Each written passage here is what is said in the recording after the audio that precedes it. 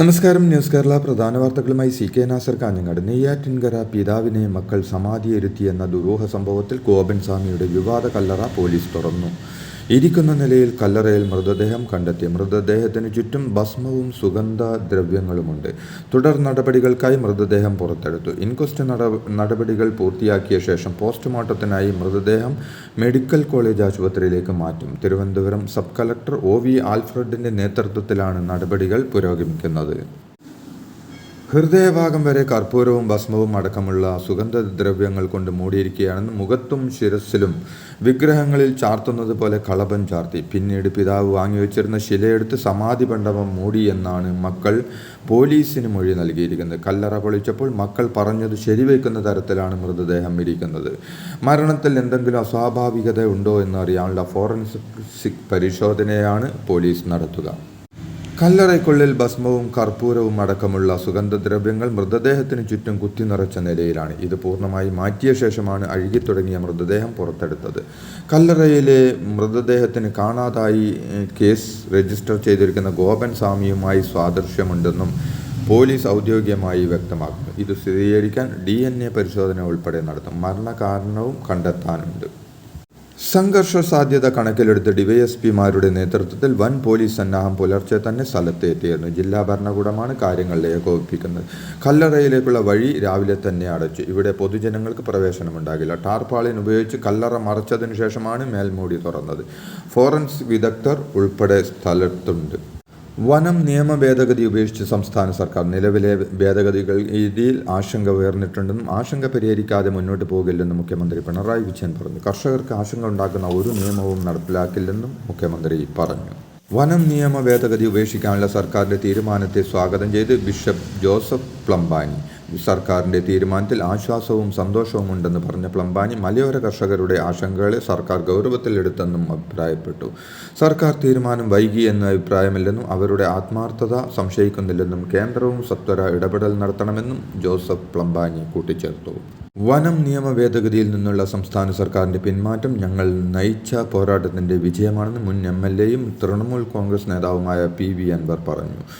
കർഷക മനുഷ്യത്വ വിരുദ്ധ ബിൽ നിന്നുള്ള സർക്കാർ പിന്മാറ്റം ബില്ലിനെതിരെ നയിച്ച ജനകീയ യാത്രയുടെ വിജയമാണെന്നും പോരാട്ടത്തിന് മുന്നിൽ സർക്കാരിന് അടിയറവ് പറയേണ്ടി വന്നുവെന്നും പോരാട്ടത്തിന് പിന്തുണ നൽകിയ UDF നേതാക്കൾക്ക് നന്ദി പറയുന്നുവെന്നും അൻവർ ഫേസ്ബുക്കിൽ കുറിച്ചു. കുടുംബാരോഗ്യ കേന്ദ്രങ്ങൾ പ്രവർത്തന സജ്ജമാക്കുന്നതിന് 570 തസ്തികകൾ സൃഷ്ടിക്കുമെന്ന് മുഖ്യമന്ത്രി പിണറായി വിജയൻ. അസിസ്റ്റന്റ് സർജൻമാരുടെ 5 തസ്തികകളും ഗ്രേഡ് 2 നഴ്സിംഗ് ഓഫീസർമാരുടെ 150 തസ്തികകളും ഗ്രേഡ് 2 ഫാർമസിസ്റ്റുകളുടെ 250 തസ്തികകളും ഗ്രേഡ് 2 ലാബ് ടെക്നീഷ്യന്മാരുടെ 135 തസ്തികകളുമാണ് പുതുതായി സൃഷ്ടിക്കുന്നത്. സെക്രട്ടേറിയറ്റിന് മുമ്പിൽ CPM അനുകൂല കേരള സെക്രട്ടേറിയറ്റ് എംപ്ലോയീസ് അസോസിയേഷൻ മുഖ്യമന്ത്രി പിണറായി വിജയൻ്റെ ഫ്ലക്സ് സ്ഥാപിച്ചതിനെതിരെ രൂക്ഷ വിമർശനവുമായി ഹൈക്കോടതി. സർക്കാരിൻ്റെ ഉത്തരവ് തന്നെയാണ് സർക്കാർ ഉദ്യോഗസ്ഥർ ലംഘിച്ചിരിക്കുന്നതെന്നും സംഘടന ചെയ്തത് ഗുരുതരമായ തെറ്റാണെന്നും ഹൈക്കോടതി പറഞ്ഞു. സംഘടനാ ഭാരവാഹികളെ സസ്പെൻഡ് ചെയ്യുകയാണ് വേണ്ടതെന്നും ഇവർക്കെതിരെ എന്ത് നടപടിയെടുത്തുവെന്ന് സർക്കാർ ഒരാഴ്ചക്കുള്ളിൽ അറിയിക്കണമെന്നും ഹൈക്കോടതി പറഞ്ഞു. ബോബി ചെമ്മണ്ണൂരിൻ്റെ നാടകത്തിന് തിരശ്ശീലയിട്ട് ഹൈക്കോടതി. എല്ലാത്തിനും നിരുപാധികം മാപ്പ് പറഞ്ഞ് ബോബി ചെമ്മണ്ണൂർ. ജാമ്യ ഉത്തരവിന് പിന്നാലെയുണ്ടായ നാടകീയ സംഭവങ്ങളിലാണ് ബോബി ചെമ്മണ്ണൂർ നിരുപാധികം മാപ്പ് പറഞ്ഞത്. മറ്റു തടവുകാരുടെ പ്രശ്നങ്ങൾ ഉള്ളതുകൊണ്ടല്ല ജയിലിൽ നിന്ന് ഇറങ്ങാതിരുന്നതെന്നും കോടതിയോട് ബഹുമാനം മാത്രമാണുള്ളതെന്നും ഒരാളെയും വിഷമിപ്പിക്കാൻ ഉദ്ദേശിച്ചിട്ടില്ലെന്നും ഏതെങ്കിലും തരത്തിൽ വേദനിച്ചിട്ടുണ്ടെങ്കിൽ മാപ്പ് ചോദിക്കുകയാണെന്നും ഭാവിയിൽ സംസാരിക്കുമ്പോൾ ശ്രദ്ധിക്കുമെന്നും ബോബി ചെമ്മണ്ണൂർ പറഞ്ഞു.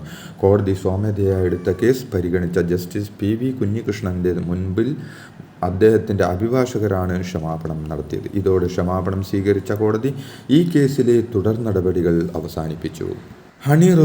നടി ഹണി റോസിൻ്റെ ലൈംഗിക അധിക്ഷേപ പരാതിയെ ജാമ്യം കിട്ടിയിട്ടും ഇന്നലെ കഴിഞ്ഞ ദിവസം പുറത്തിറങ്ങാതെയിരുന്ന ബോബി ചെമ്മണ്ണൂരിനെതിരെ കടുത്ത വിമർശനമാണ് ഹൈക്കോടതി ഉയർത്തിയിരുന്നത്. വേണ്ടി വന്നാൽ ബോബി ചെമ്മണ്ണൂരിൻ്റെ ജാമ്യം റദ്ദാക്കുമെന്നും ഹൈക്കോടതി പറഞ്ഞിരുന്നു. കോടതിയെ മുന്നിൽ നിർത്തി കളിക്കാൻ ശ്രമിക്കരുതെന്നും കഥ മെനയാൻ ശ്രമിക്കുകയാണോവെന്നും മാധ്യമ ശ്രദ്ധയ്ക്ക് വേണ്ടിയാണോ ശ്രമിക്കുന്നതെന്നും ചോദിച്ച കോടതി ബോബി ചെമ്മണ്ണൂരിനെ അറസ്റ്റ് ചെയ്യാൻ പോലും ഉത്തരവിടാൻ കഴിയുമെന്നും പറഞ്ഞിരുന്നു.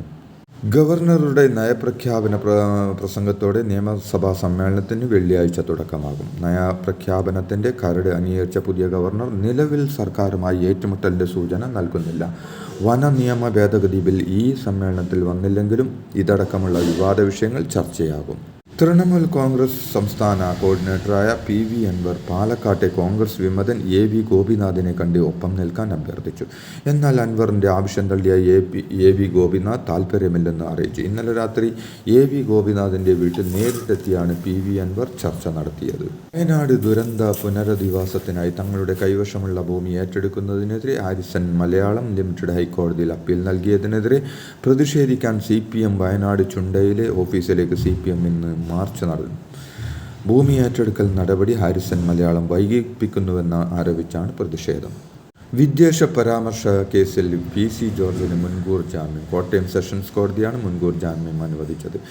ചാനൽ ചർച്ചയ്ക്കിടെ നടത്തിയ വിദ്വേഷ പരാമർശത്തിൽ PC ജോർജിനെതിരെ ഈരാറ്റുപേട്ട പോലീസ് കേസെടുത്തിരുന്നു. മതസ്പർദ്ധ വളർത്തൽ, കലാപാഹ്വാനം തുടങ്ങിയ വകുപ്പുകളാണ് ചുമത്തിയത്. ജനുവരി 6-ന് PC ജോർജ് ഒരു ചാനൽ ചർച്ചയിൽ മുസ്ലിം വിരുദ്ധ പരാമർശങ്ങൾ നടത്തിയെന്ന പരാതിയിലാണ് കേസെടുത്തത്.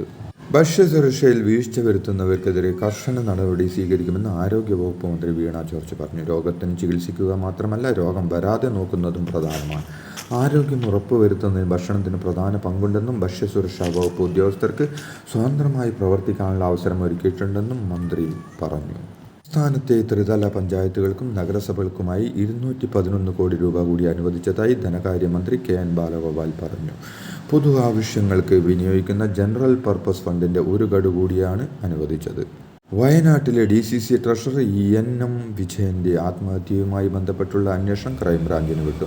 3 വഞ്ചനാ കേസുകളും ക്രൈംബ്രാഞ്ച് അന്വേഷിക്കാനാണ് തീരുമാനം.